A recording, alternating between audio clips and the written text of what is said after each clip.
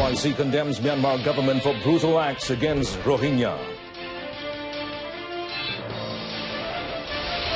Malaysia ready to assist Rohingya refugees in Bangladesh.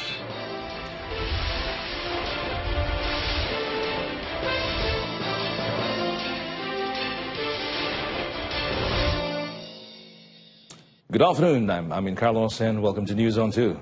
The Organization of Islamic Cooperation, OIC, condemns the Myanmar government for the systematic brutal acts against the Rohingya Muslims minority.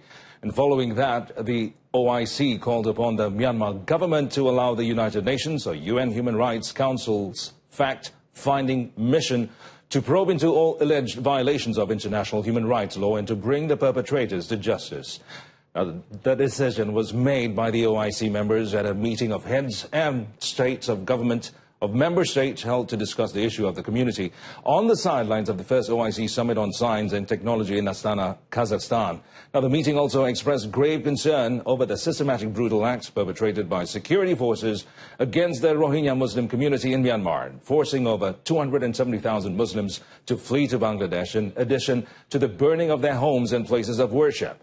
The Myanmar government was urged to eliminate the root causes, including the denial of citizenship based on the 1982 Citizenship Act, which has led to statelessness and deprival of the rights of the Rohingyas. Now, according to the OIC chairman's summary report of the meeting made available to the media, the report also indicated that the OIC members also urged the Myanmar government to take urgent measures for a sustainable return of Rohingya refugees and internally and externally displaced population to their homeland, Rakhine State.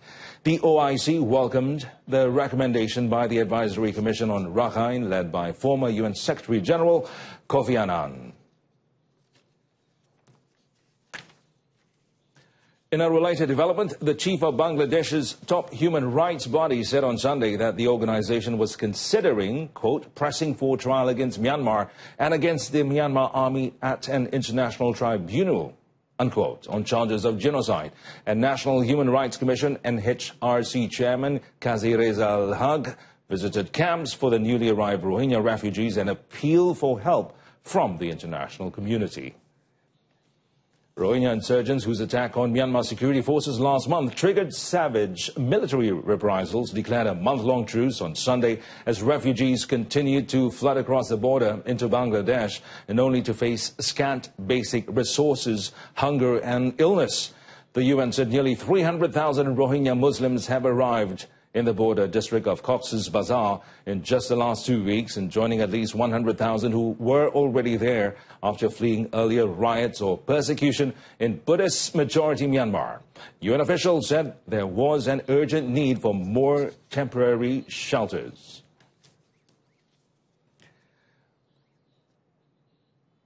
In addition to food and basic necessities, Malaysia is also ready to provide assistance to the government of Bangladesh to handle the influx of Rohingya refugees on the borders of the country. According to Deputy Foreign Minister Dato Sri Rizal American 9 American, the nearest mission countries will be led by the armed forces with the assistance of the Foreign Ministry to review other requirements in Bangladesh, including the need to establish a mobile hospital.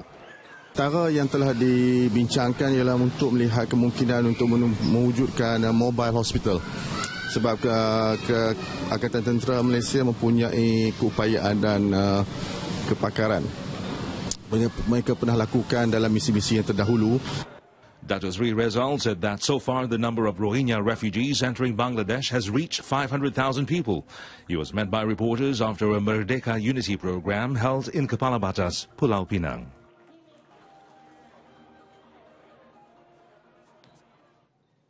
The news continues. A total of 58 flood victims in Sungai Bakap and Nibong Tebal in Pulau Pinang are still stationed at a temporary relief center in the Jawi Multipurpose Hall, while the situation at their homes was still being monitored by the Social Welfare Department, or JKM. And Seberang Perai Selatan Assistant District Community Development Officer Muhammad Nur Ahmad said as of yesterday evening, all the victims from 15 families were not allowed to return to their homes as the water had not receded. The floods hit several areas, including Kampung Wellesley, Kampung Lima, Kampung Setu, and several nearby villages, while the main road connecting the area with Relau, Kedah, was cut off after heavy downpour for over 5 hours since 4 p.m. yesterday. Saturday. An overview of the area found that the water level in some of the villages had receded, and the main road was now accessible to vehicles. And meanwhile, the Pulau Pinang Fire and Rescue Department spokesman said only the Kampung Setu area remained inundated, while the situation in other villages was improving.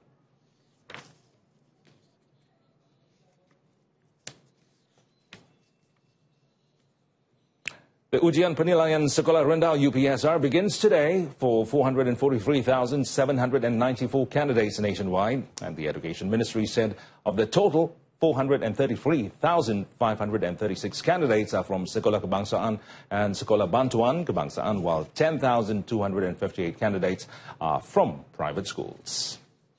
Now, the UPSR will be held from today until September 14 and September 18th, and up to 8,085 examination centres will cater for the candidates nationwide. Now, the Education Ministry said candidates are reminded to refer to the examination schedule for examination times, as well as instructions and prohibitions during the examination process, adding that the schedule can be downloaded at lp.moe.gov.my. And candidates are also reminded to bring their My Cards to the examination centres to ensure that the process runs smoothly. And as many as 51,363 invigilators have been selected to aid in the examination. The intensive training for the Basic Immigration Officers course has been extended to 3 months from the previous 50 days program. And the Immigration Department Director General, Dato Sri Mustafa Ali, said the approach is to ensure that all immigration staff undergo a mental transformation program. And Dato Sri Mustafa added that the focus is on the areas of integrity, strength of character, independence and endurance. We said, as an immigration officer, these virtues are vital for someone who will be able to withstand pressure, challenges and threats while carrying out his or her duties. He was speaking after the closing ceremony parade of the Immigration Officers Basic Training Course in Port Dickson, Negeri Sembilan.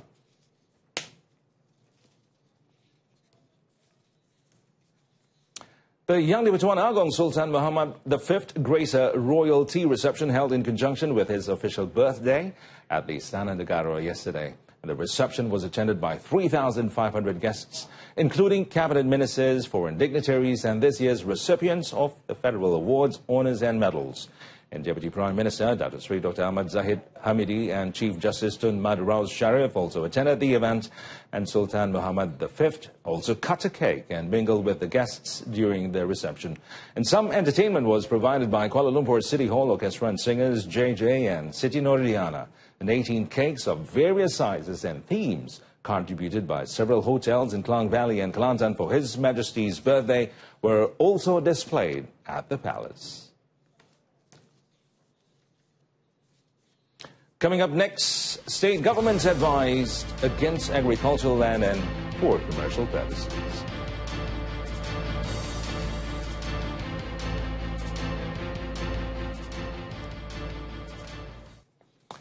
Agriculture and Agro-Based Industry Minister Dato Sri Ahmad Syabri has advised all state governments to not convert existing agricultural status of land into other purposes.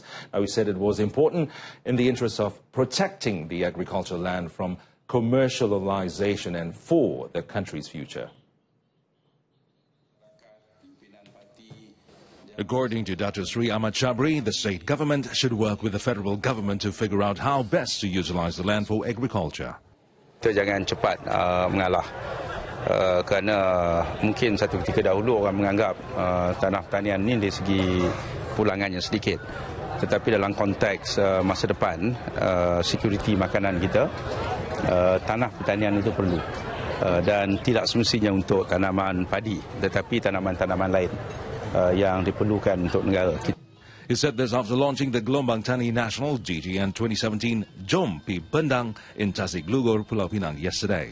At the event, he also presented grants and loans totaling more than 11 million ringgit for the implementation of 11 agriculture projects undertaken by the farming community in Pulau Pinang and presented certificates to graduates of the Sekolah Ladang Pertani Series 3/2017.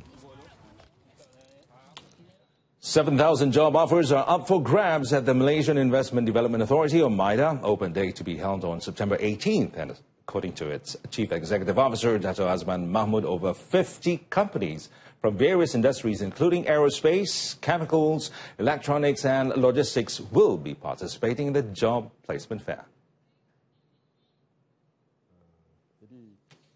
Secara keseluruhannya, MIDA Open Day melibatkan dari segi kalangan ahli perniagaan dan juga pencari kerja untuk datang dan berinteraksi, dan juga agensi-agensi kerajaan yang terlibat, immigration, custom, telekom, TNB, yang juga akan berada menganjurkan business clinic untuk para ahli perniagaan dan juga pelabur.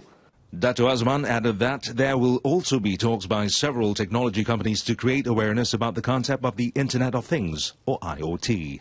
5,000 participants are expected to attend the program, to be held at MIDA Central in Kuala Lumpur.